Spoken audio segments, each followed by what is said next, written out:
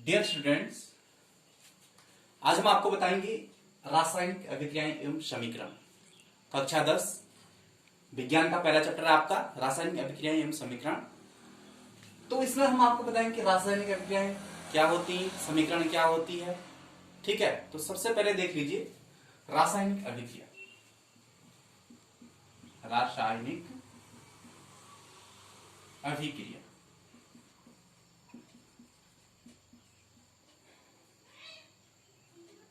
रासायनिक, इसको अंग्रेजी में कहते हैं केमिकल रिएक्शन। केमिकल रिएक्शन, रासायनिक अभिक्रिया समीकरण, केमिकल रिएक्शंस एंड इक्वेशंस। समीकरण को इक्वेशंस कहा जाता है। तो आप ये देख लीजिए, सबसे पहले आप रासायनिक अभिक्रिया के बारे में हम आपको बताएंगे कि रासायनिक अभिक्रिया क्या होती है। कि जब दो रासायनिक पदार्थों को आपस में मिलाया जाता है, दो पदार्थों को आपस में मिलाया जाता है, ठीक है, तो उनके बीच एक अंतःक्रिया होती है और अंतःक्रिया के फलस्वरूप एक नए पदार्थ का निर्माण होता है। इसी अंतःक्रिया को क्या कहा जाता है? रासायनिक अभिक्रिया कहा जाता है। ठीक है, तो देख लीजिए इसको लिखेंगे हम। जब दो या दो से अधिक पदार्थों या रासायनिक पदार्थों को आपस में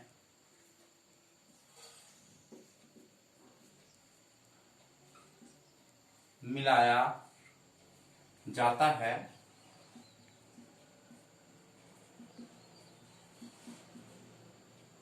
तो उनके बीच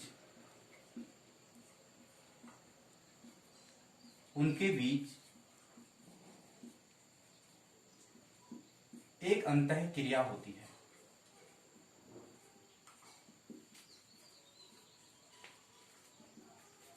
ठीक है, तथा इसके फलस्वरूप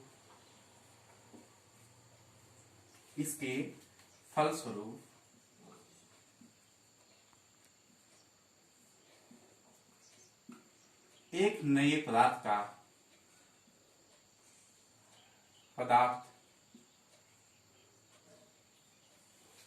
इसको डस्टर से साफ करेंगे। एक नए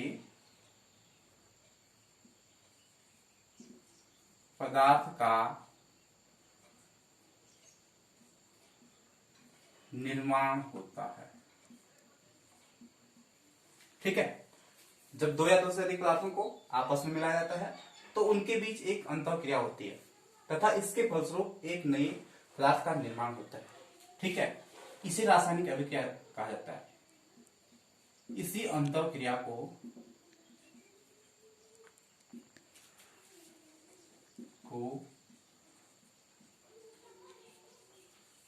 रासायनिक अभिक्रिया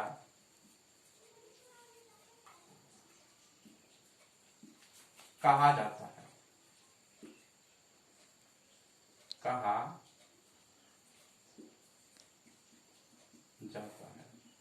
अब इसमें देखिए फलस्वरूप एक नए पदार्थ का निर्माण। ये हमने सिंपल से आपको डेफिनेशन इसकी बताई है, एक नए पदार्थ का निर्माण। तो रासायनिक अभिक्रियाएं अलग अलग प्रकार की होते हैं, किसी में एक से अधिक पदार्थ बनते हैं। ठीक है, तो यहाँ पे आप ये देख लेंगे कि फलस्वरूप एक नया पदार्थ बनता है या मतलब एक से अधिक पदार्थ भी बन सकते हैं। ठीक है, तो ये यहाँ पे आपको डेफिनेशन लिखनी है इस प्रकार से। तो इसे रासायनिक अभिक्रिया कहा जाता है। ठीक है, तो इस प्रकार से ये रासायनिक अभिक्रिया होती है। इसके बाद क्या है कि जो पदार्थ रासायनिक अभिक्रिया में भाग लेते हैं, ठीक है, हम लिखेंगे रासायनिक अभिक्रिया में रासायनिक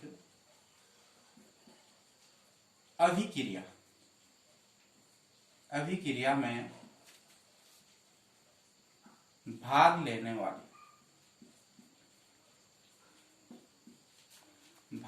वाले पदार्थों को अभिकारक कहा जाता है। अभिकारक कहा जाता है। ठीक है, जो पदार्थ रासायनिक अभिक्रिया में भाग लेते हैं उन्हें अभिकारक कहा जाता है। और जो नया पदार्थ बनता है, देख लीजिए, तथा जो नया पदार्थ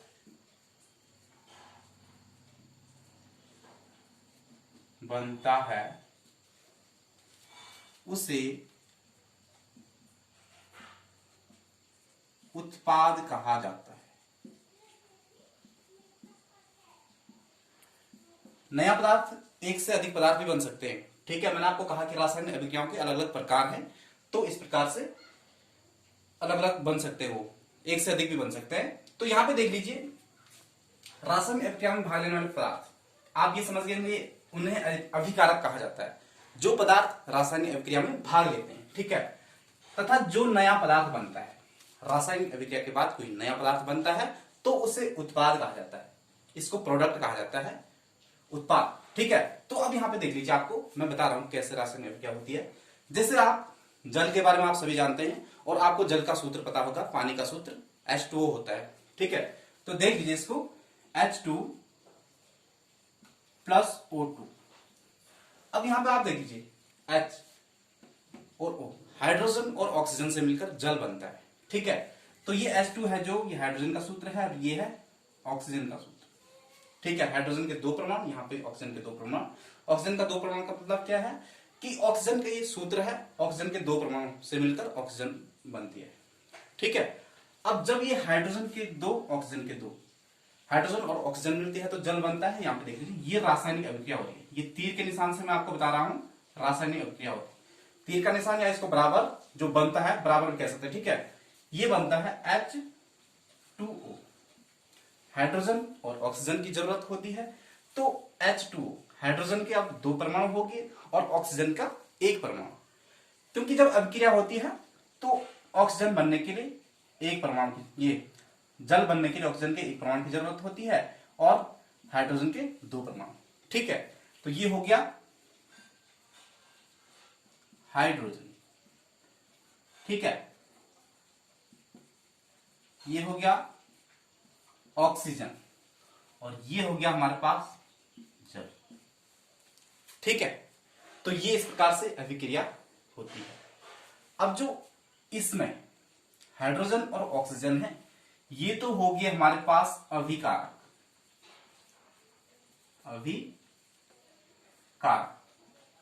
और जो जल ये बन रहा है, ये हो गया हमारे पास उत्पाद। आपको अच्छी तरह से समझ में आ रहा होगा।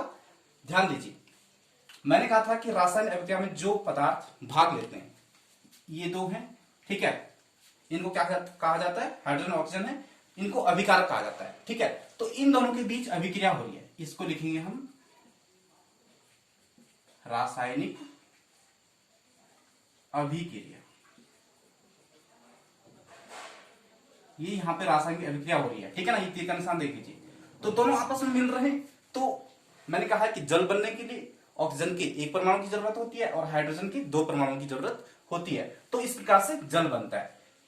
हाइड्रोजन ऑक्सीजन अभिकारक हो गया और जल क्या हो गया, इसमें उत्पाद हो गया। तो एक नया पदार्थ बन रहा है, ठीक है। तो इस प्रकार से ये हो गया। और दूसरा मैं आपको बता दूं, जैसे Mg प्लस O2, Mg आपको पता होगा किसका प्रतीक है, मैग्नीशियम, मैग्नीशियम प्लस ऑक्सीजन, तो ये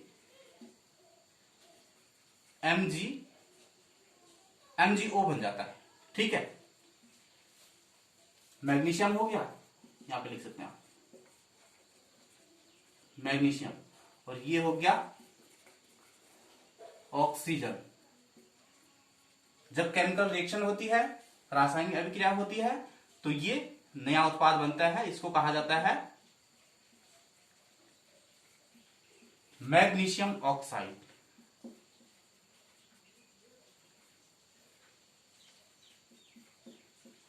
मैग्नीशियम ऑक्साइड MgO, ठीक है। तो इस प्रकार से मैग्नीशियम और ऑक्सीजन इसमें अभिकारक हो गए हैं, ठीक है, और MgO मैग्नीशियम ऑक्साइड इसमें उत्पाद हो गया है। तो ये आप भली भांति समझ गए होंगे। इसके अगली वीडियो में हम आपको, जो अगली वीडियो है उसमें केमिकल रिएक्शन के बारे में, ये केमिकल इक्वेशन के बारे में आपको बताएंगे, रासायनिक समीकरण, ठीक है।